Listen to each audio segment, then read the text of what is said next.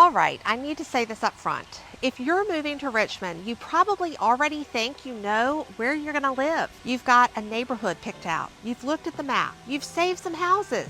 You're thinking, yep, that's it. That's my place. Totally normal. I get it. Now, let me gently interrupt that confidence for just a second, because almost nobody ends up living where they thought they would when they first visit here. And it's not because Richmond disappoints people, it's because once you actually live here, you start noticing different things. Usually it hits on a random weekday. You're tired, you're hungry, you missed a turn because the pulse lane messed up your muscle memory. You're stuck on Broad Street longer than expected, and you're thinking, okay, this feels different than I imagined. That's not a bad moment.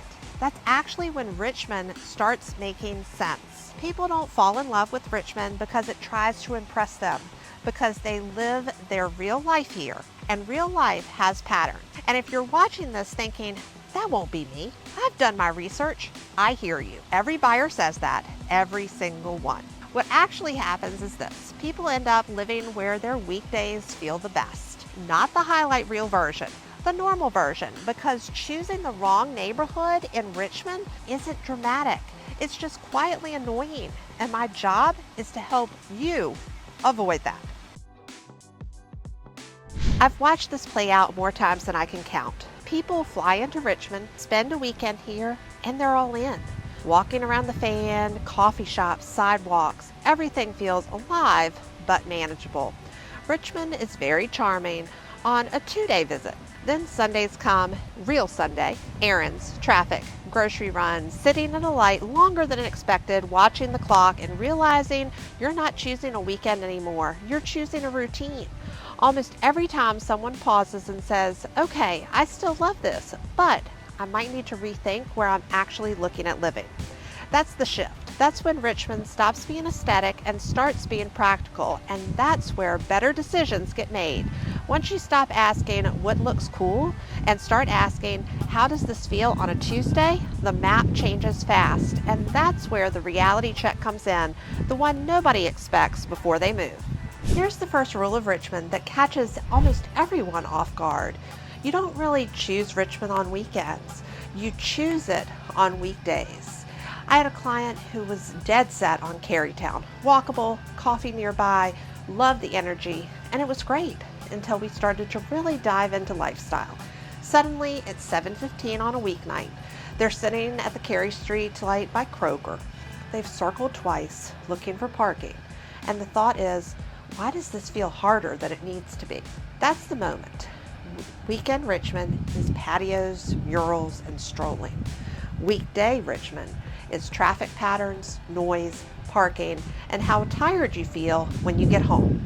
That's why so many people feel unsure early on, not because Richmond is confusing, but because weekday life hasn't been fully mapped yet. And with homes going pending in roughly 13 days, a lot of buyers are making big decisions before they've had time to think through how their days will actually function.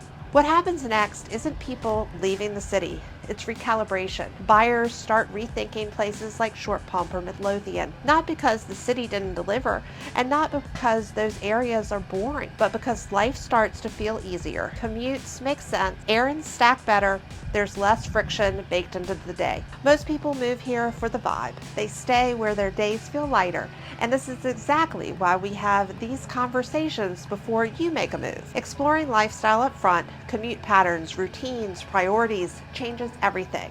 My information's in the description. Reach out before you lock yourself into a neighborhood that only works on Saturdays. This is where almost everyone's Richmond story starts to look familiar. Most buyers come in focused on walkability and character. The Fan, the Museum District, maybe Churchill, brick sidewalks, front porches, coffee you can walk to. It feels personal, like choosing a lifestyle, not just a location. And to be clear, those neighborhoods are special. People live great lives there. For the right routines, they work really well. But then weekday reality shows up. Suddenly the question isn't, do I love this street? Does this fit how my day actually works? That's when places like Glen Allen, the West End, Bon Air start entering the conversation, not as compromises, but as alternatives that solve different problems. Easier parking, more predictable traffic, fewer daily trade-offs, less decision fatigue based into the week. This shift isn't random, and it's not about giving anything up. It's about alignment. What I see over and over is that buyers who take the time to talk through routines before locking in a neighborhood, commute patterns, work schedules, errands, downtime, end up making cleaner decisions the first time. Not rushed, not reactive, just informed. Quick pause. Drop the neighborhood you think you'd live in down in the comments. Be honest. I read every single one, and it's always interesting to see how expectations line up with how people actually live. Family moves in Richmond tend to follow a very consistent rhythm, not because families are all the same, but because daily logistics start mattering more than abstract ideas. Once kids enter the picture, priorities sharpen fast. Time becomes tighter. Mornings carry more weight, margin matters, and searches that once focused on charm and proximity start shifting towards places that support smoother routines. That's why many families choose areas like Glen Allen, Short Pump, or Midlothian, though families live all over the region depending on what matters most to them. What these areas offer isn't a better lifestyle, it's a different one. Glen Allen provides established neighborhoods, larger lots, and infrastructure that supports busy schedules. Short Pump works well for families who want convenience stacked together, schools, groceries, activities, so weeknights don't feel like logistical puzzles. Midlothian appeals to households who want more space and a little more breathing room while staying connected to the metro. I had a family who initially focused heavily on city living because it felt exciting and close to everything. Once we walked through their actual weekdays, school drop-off timing, commute windows, after-school activities, their priorities shifted, not emotionally, practically. They ended up further out, and the biggest feedback later was we didn't realize how much easier our mornings could be. That's the pattern. Daily routines start driving everything. Parking, convenience beats charm. Predictability beats proximity. The question quietly becomes, does this make sense for our Tuesday? That's why many family buyers choose the West End and Midlothian corridor and stay longer once they do. When life works, people stop second guessing. The housing supports that mindset. Professionals and remote workers tend to approach Richmond with a similar starting mindset. They want energy nearby, walkability, a sense they landed somewhere interesting. That's why neighborhoods like the Fan, the Museum District, and Carytown adjacent areas show up early in the conversations. On paper, it all makes sense, and for some routines, it works really well. But what ultimately drives the decision isn't the vibe, it's how the space supports a workday. Once you start factoring in calls, focus time, noise levels, parking, errands between meetings, and how your brain feels at the end of the day, priorities sharpen quickly. That's when other areas start to make sense. The West End often appeals to people who want fewer daily decisions. Streets that don't demand attention, errands that can be handled efficiently, space to step away from work without feeling disconnected from the city. It's not about excitement. It's about sustainability. Glen Allen offers layouts and neighborhood patterns that support work from home life especially well. Dedicated office space, newer construction, clear separation between work and personal life. When you shut the door at the end of the day, work actually stays there. Bon Air draws people who want character without constant stimulation. Mature trees, quiet during the day, neighborhoods that feel settled, not isolated. It's a place where you can stay focused during the workday and still feel connected afterwards. What makes the biggest difference here isn't trial and error. It's walking through daily routines up front. How you work, when you leave the house, how often you need quiet, whether your home needs to flex throughout the day. When those questions get answered early, professionals tend to land confidently the first time. Budget rarely shows up dramatically in Richmond. It shows up gradually. At the beginning, everyone feels confident. we'll stretch a little. Then you start stacking the numbers: monthly payment, insurance, utilities, maintenance, and you realize that different neighborhoods don't just come with different prices, they come with different long-term trade-offs. Older homes may offer character, but they can bring variability. Newer homes may cost more up front, but they offer predictability. Neither is better, they just support different lifestyles. And the median sale price in the Richmond metro sitting in the low 400,000s and homes still moving quickly, buyers are often making meaningful financial decisions while still forming their day-to-day habits.